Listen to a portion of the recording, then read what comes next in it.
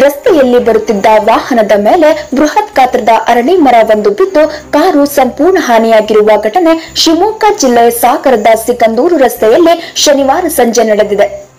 ಸಾಗರ ತಾಲೂಕಿನ ಹುಲ್ಲತ್ತಿ ಗ್ರಾಮದ ರವಿ ಹಾಗೂ ಪುನೀತ್ ತಮ್ಮ 800 ವಾಹನದಲ್ಲಿ ಸಾಗರದ ಸಿಗಂದೂರು ರಸ್ತೆಯಲ್ಲಿ ಬರುವ ಸಂದರ್ಭದಲ್ಲಿ ಸಿಗಂದೂರು ರಸ್ತೆಯ ಚೌಡಿಕಟ್ಟೆ ಸಮೀಪದ ಬೃಹತ್ ಗಾತ್ರದ ಅರಳಿ ಮರ ಒಂದು ಕಾರಿನ ಮೇಲೆ ಬಿದ್ದಿದೆ. ತಕ್ಷಣ ಸ್ಥಳೀಯರು ಕಾರಿನಲ್ಲಿ ಸಿಲುಕಿದ ಪುನೀತ್ ಹಾಗೂ ರವಿ ಅವರನ್ನು ರಕ್ಷಣೆ ಮಾಡಿ ಖಾಸಗಿ ಆಂಬ್ಯುಲೆನ್ಸ್ ಮೂಲಕ ಸಾಗರದ ಸರ್ಕಾರಿ ಆಸ್ಪತ್ರೆಗೆ ದಾಖಲಿಸಿದ್ದಾರೆ.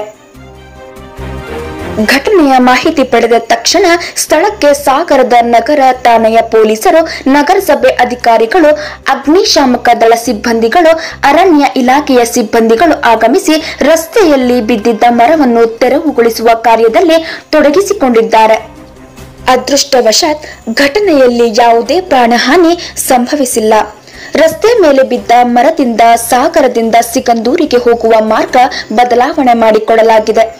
ಸಿಗಂದೂರು ರಸ್ತೆಗೆ ಬರುವ ಸಂದರ್ಭದಲ್ಲಿ 3ನೇ ತಿರುವಿನ SN ನಗರದ ಮೂಲಕ ಸಿಗಂದೂರು ರಸ್ತೆಗೆ ಹೋಗಲು ವಾಹನಗಳಿಗೆ ಅವಕಾಶ ಮಾಡಿಕೊಡಲಾಗಿದೆ. ವರದಿ ಜಮೀಲ್, ಸಾಗರ.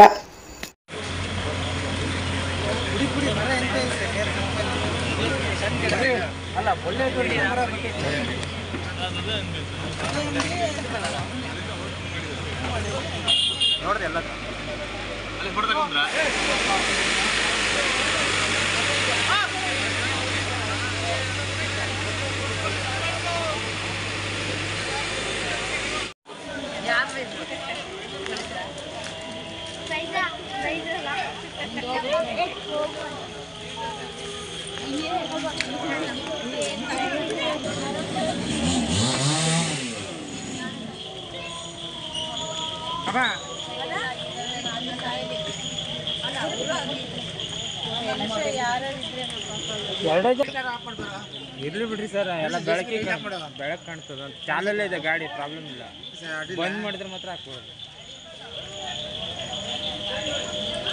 ಹೌದಾ, ಬೆಟ್ಟ ಆಗಿತ್ತ.